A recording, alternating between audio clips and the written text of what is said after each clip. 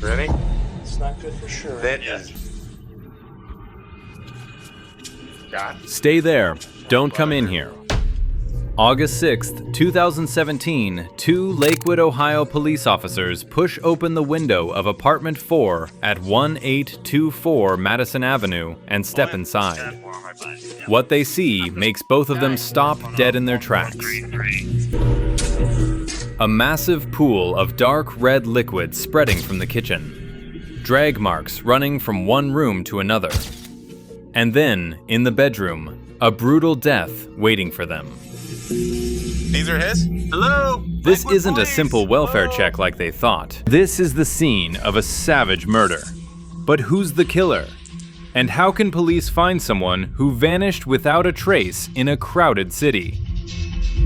The answer lies in one tiny detail that almost no one notices: a footprint. A pair of red Converse shoes, and a confession that brings everything the killer tried to hide crashing down.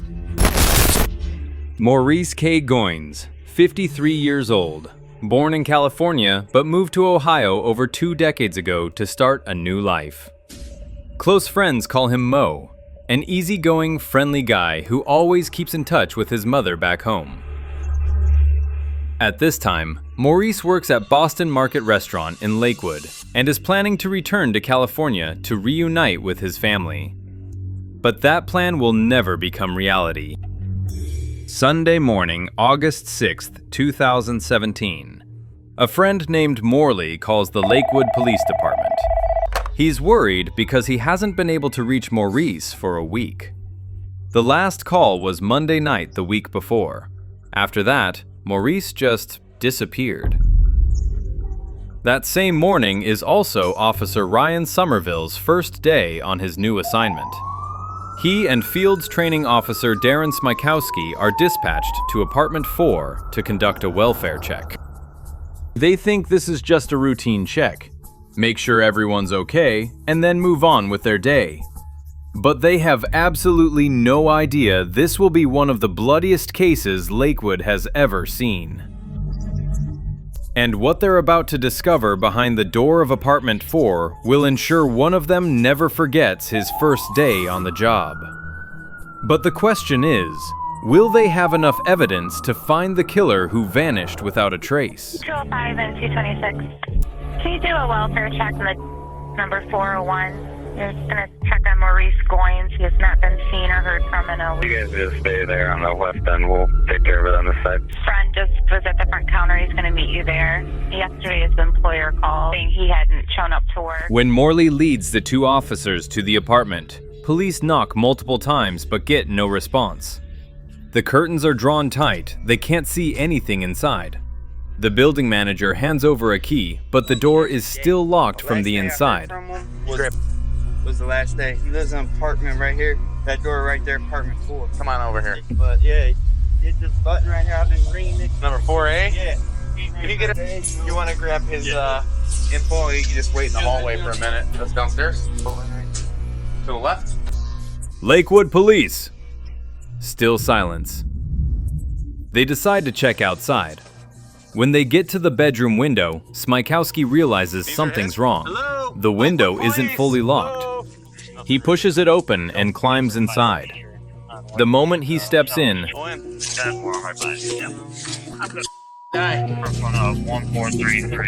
the scene makes him stop. He immediately knows something serious has happened, and someone needs to get in here right now. He unlocks the front door to let Somerville in. Look at this. What is that? I'm sorry, 5 The two begin checking the scene, and what they see takes both their breath away. Ready? It's not good for sure. That is. You got that? Let me step across. Good.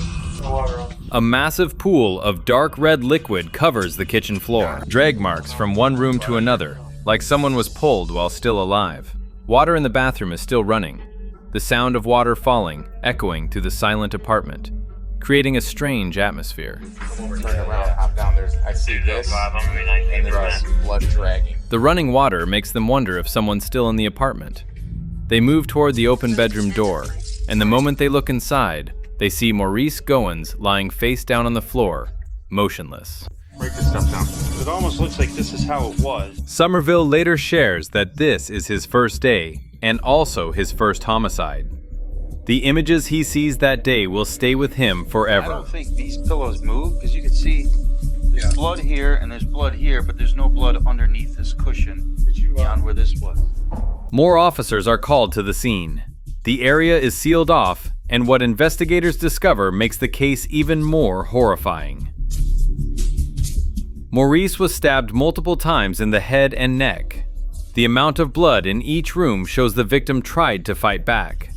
A steak knife lies next to the body, and most importantly, there are bloody footprints running throughout the apartment. But whose footprints are these? In a city with thousands of residents, how can police find the owner of the shoes that walked through that pool of blood? And will this single clue be enough to crack the case? What kind of relationship you got with this guy? How do you know him? We used to work together many years ago. I don't work there anymore. I met him through there and we stayed off and everything like that. He phone and stuff. We used to go watch them play baseball and stuff like that. Okay. The investigative team quickly realizes this isn't a random killing. There are signs this is a burglary turned murder. I know he had a flat screen TV in the living room. I know that, and that's all I think he had, really.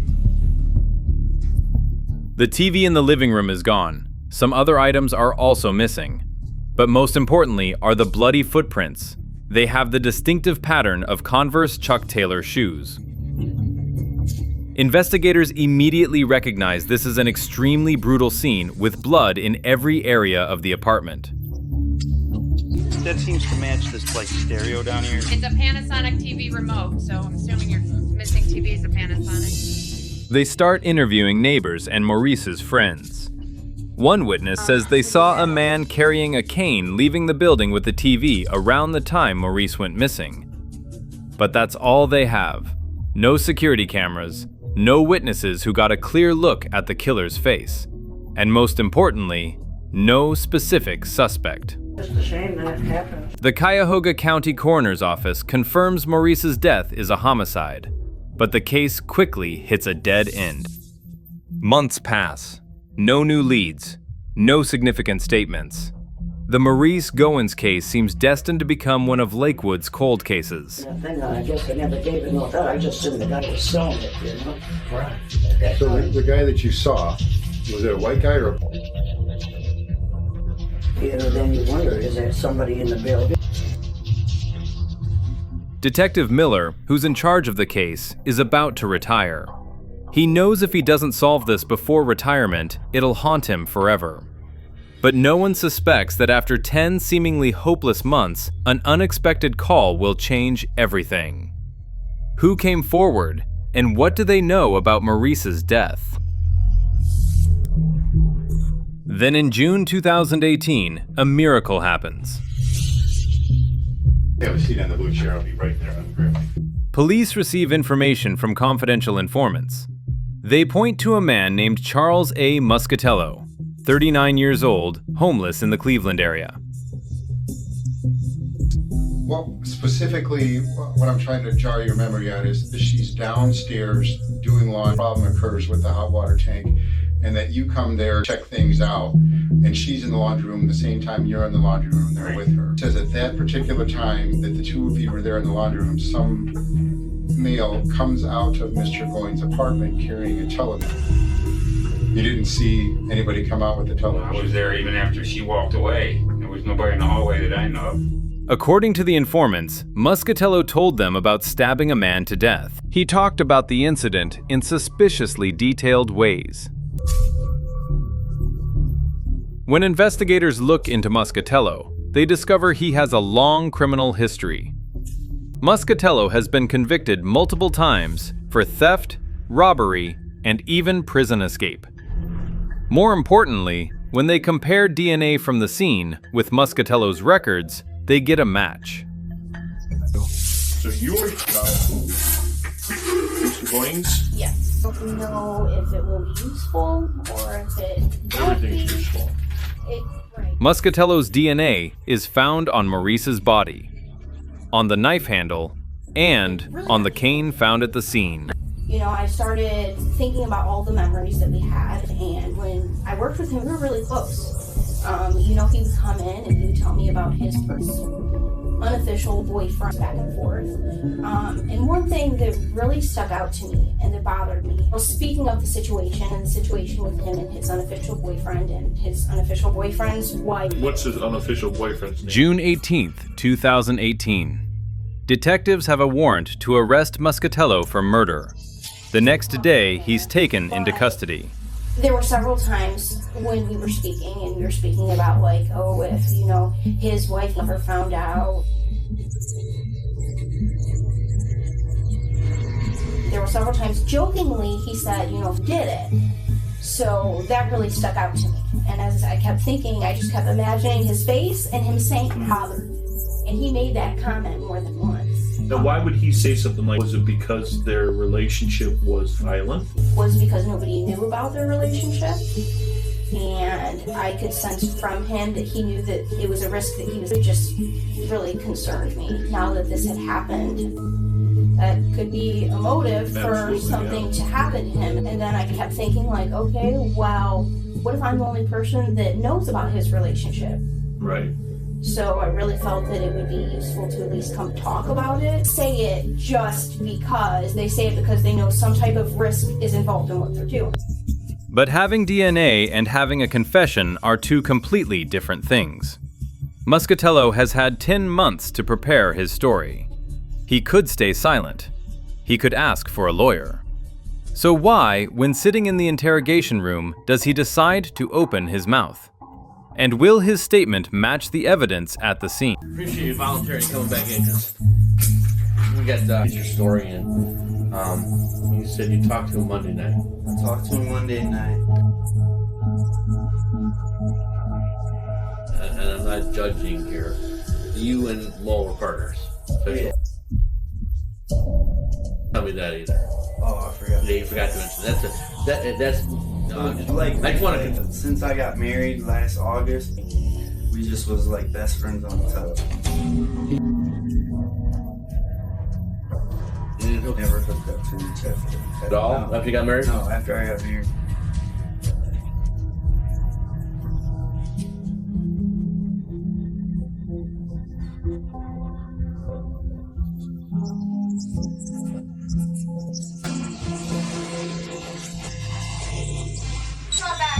Okay. All right. Side door. Okay. You know Maurice? Yes, Owens. Why? He's passed. Oh. Somebody did him. My question is, when's the last time you talked to him? Oh. This is why we don't want to talk to you inside. I haven't heard from him, and I wondered why. Holy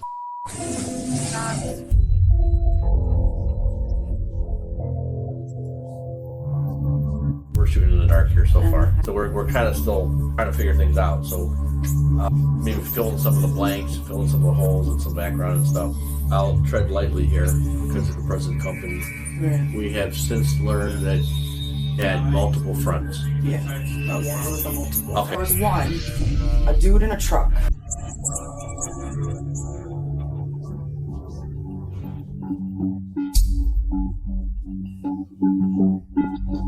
Basically what I have is a video of the vigil, and all we want you to do is just kind of, if you could just tell us who you know that's in the video, kind of. That's me. That's your son, right? That's my son, yeah. That's a big part of his life. There's a part where it zooms in, so we'll just go to that. Those two passengers. That's his ex. Who's ex? They were like an item. It's been a while. So I.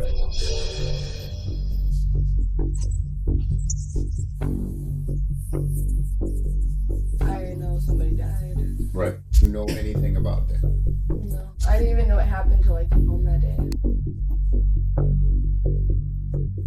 Anything out of the ordinary going on with him that you're aware of? What kind of shoes did he get arrested with this morning? Red Chucks.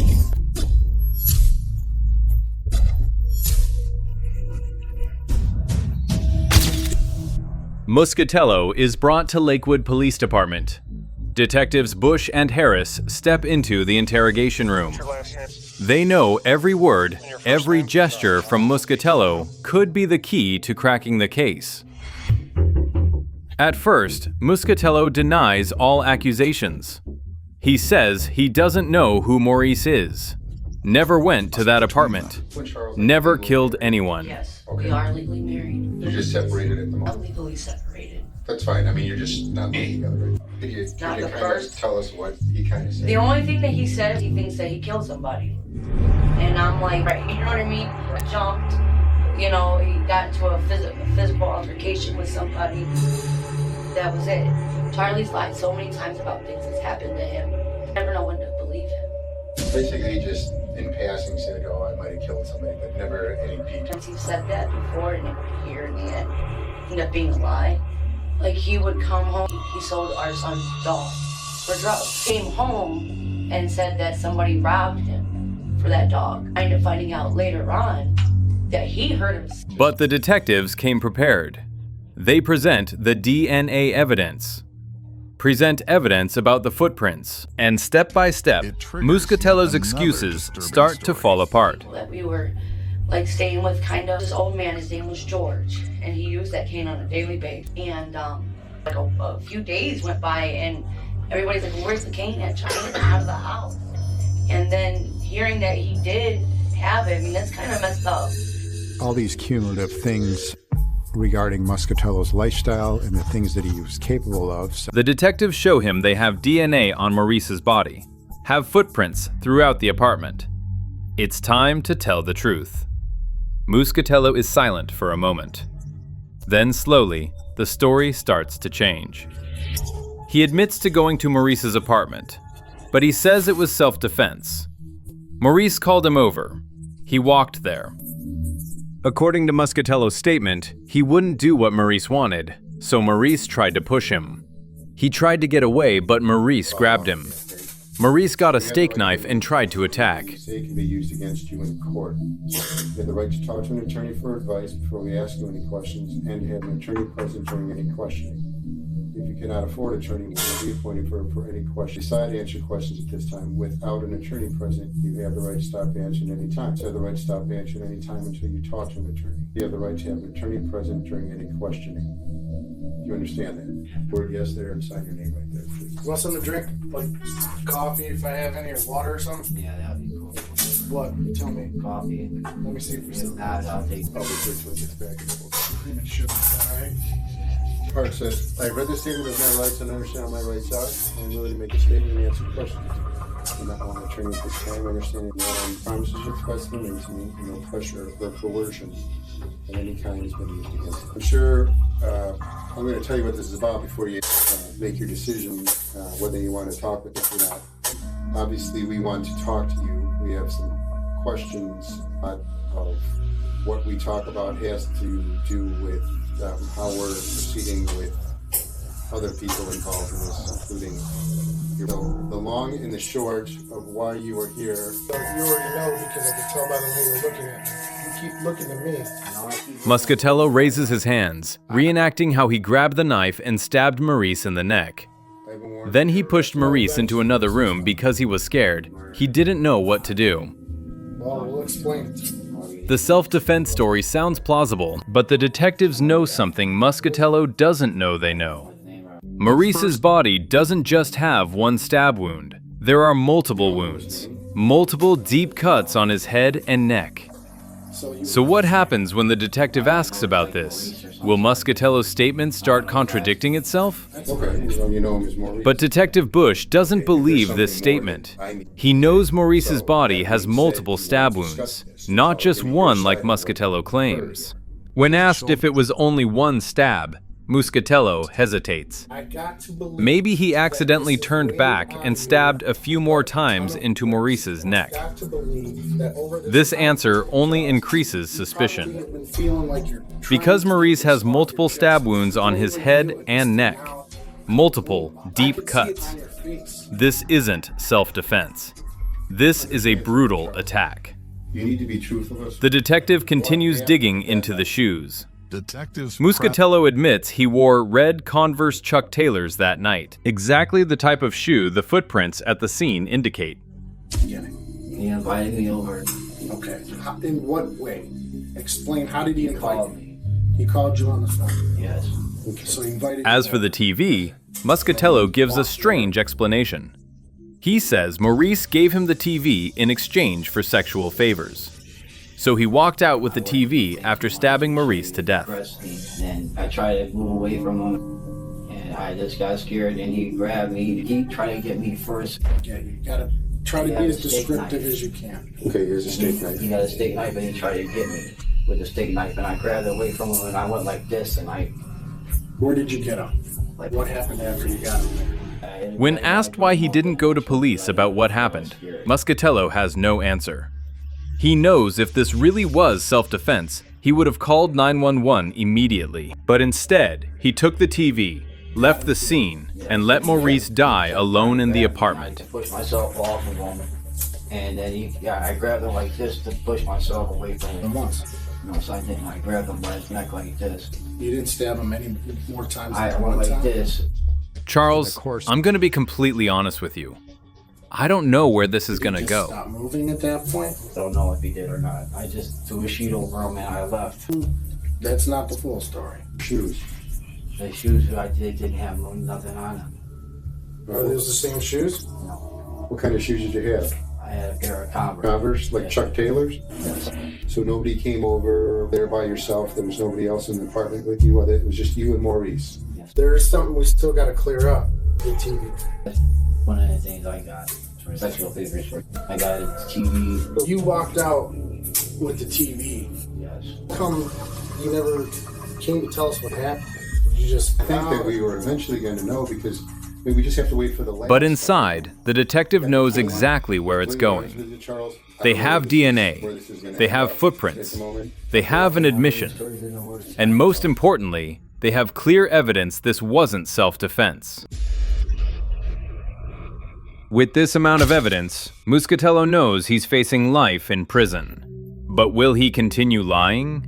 Or will he accept responsibility for what he did? And most importantly, how will justice for Maurice be served? Charles Muscatello is officially arrested on June 19, 2018, and held on $500,000 bond.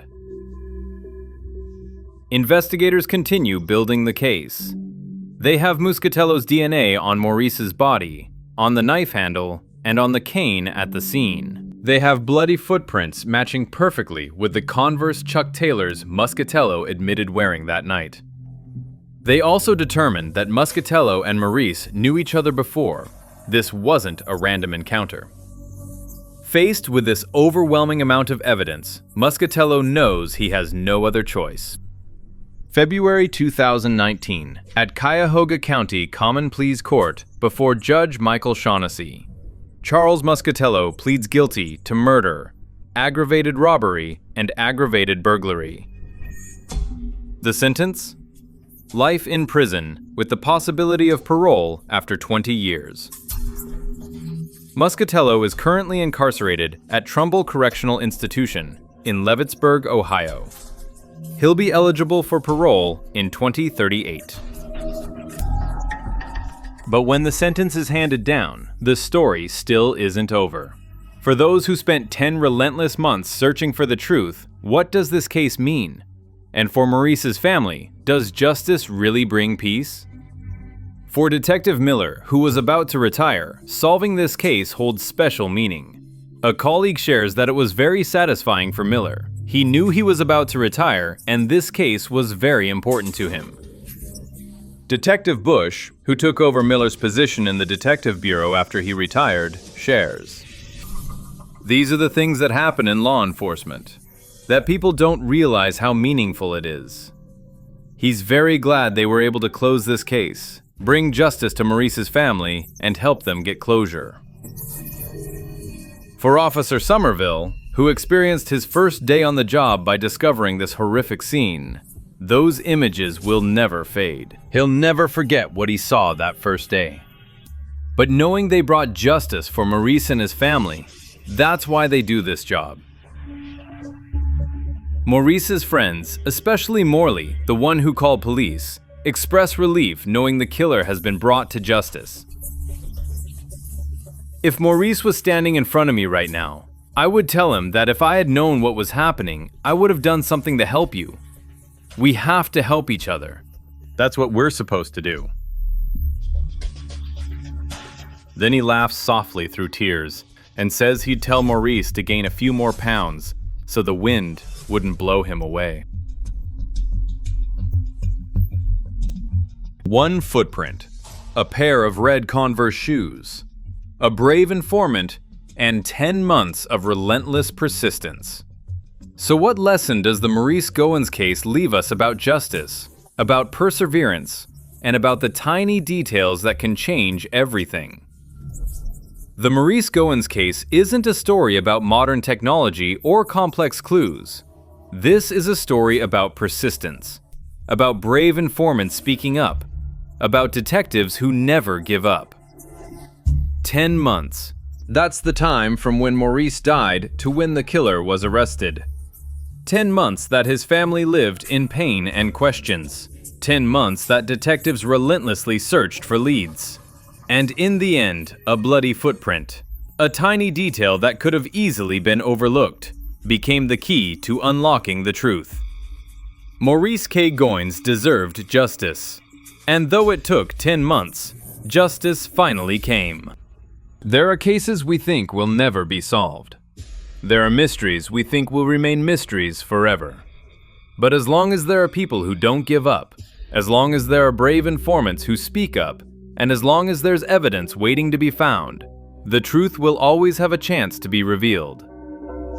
That bloody footprint wasn't just a trace of a crime. It's a reminder that justice, though slow, always persistently chases the truth.